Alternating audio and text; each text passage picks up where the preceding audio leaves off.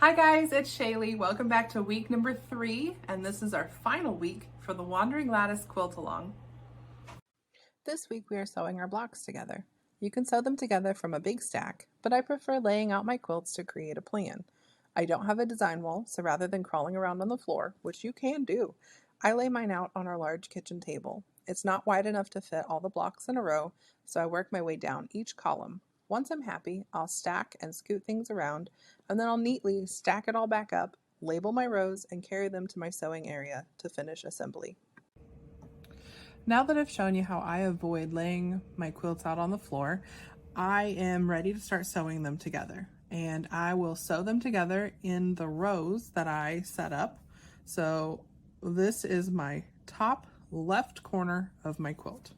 And what I will do is just take every other piece, fold the fronts together, and sew them together. Now, when you're doing this, we have important seams that you're going to want to make sure line up correctly. If they don't line up super perfect, if they're off by just a little bit, you might be able to tease the edge of your fabric as you're pinning to make these line up. I highly recommend pinning or glue basting together during this final assembly, because otherwise your points might end up not matching up perfectly, and that is the goal, to get those perfect happy little points. So what we're going to do is we're going to take every other one, flip them over, get the rest of the stack out of the way, flip them over. Don't forget which side you're pinning. I have a tendency to do that if I move stuff around too much on myself. If you pressed your seams open, you'll be able to gently feel the seam kind of nest. So you can pin straight in, which is the most common way, but I have started to pin kind of on the diagonal. I normally don't do this on my wool pressing mat because I guess I like to scrape my needle across the table underneath me. But the reason that I pin this way is just because my presser foot has a tendency to hang up on the needles, and I sew over needles. So you pin whichever way it is that works best for you.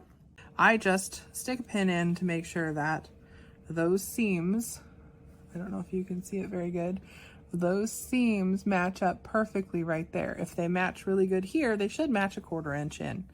Every once in a while they won't, and that's just part of, in my opinion, that's just part of quilting, is that not everything is 100% perfect all the time.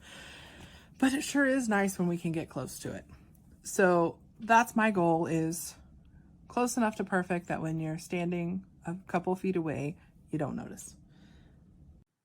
Repeat this process across all of the rows so that you have strips of fabric ready to sew together. Now we'll take all of our rows to the ironing board, and we will iron our odd rows to the right and our even rows to the left. This will create nesting seams at the intersections, which makes it much easier to sew your rows together at the end. Now that our seams are nested, that takes care of this main seam that runs in between our blocks. But we're still going to want to stick a pin in to make sure that our points match up perfectly. I'm going to fold this back a little bit so you can kind of see what that looks like.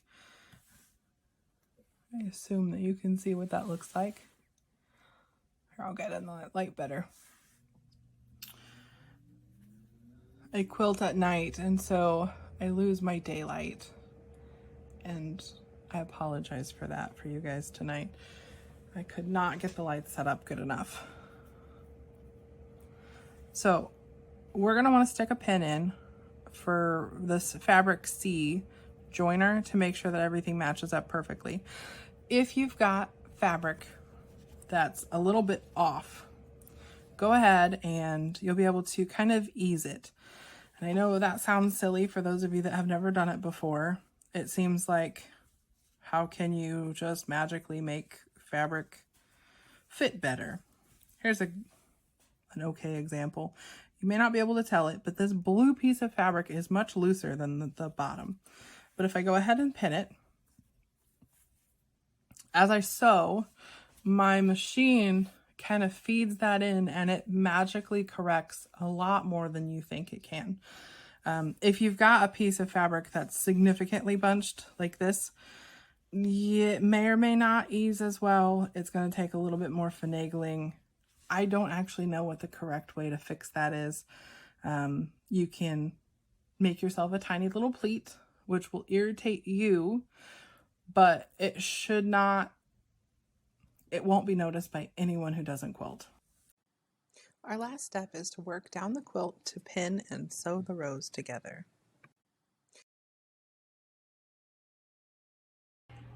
Thank you all for joining this quick quilt along. I hope you had fun, and if you have any feedback, please send me a message or an email. I would love to get a little bit of constructive criticism for future events to make them a little bit better. Later this week, I'm going to share a video on how to add the mitered border that was on the quilt that you saw in the previous videos behind me.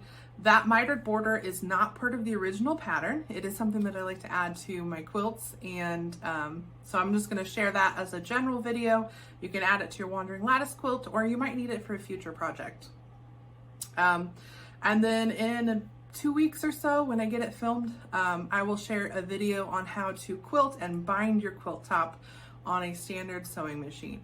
I will say, since I've started taking mine to the long armor, I'm going to be quilting a mini. So don't be surprised if your quilt top takes a little bit more finagling to get it through the sewing machine at home than what my mini quilt will do.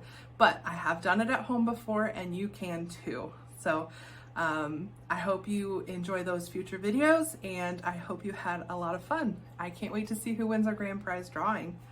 See you guys.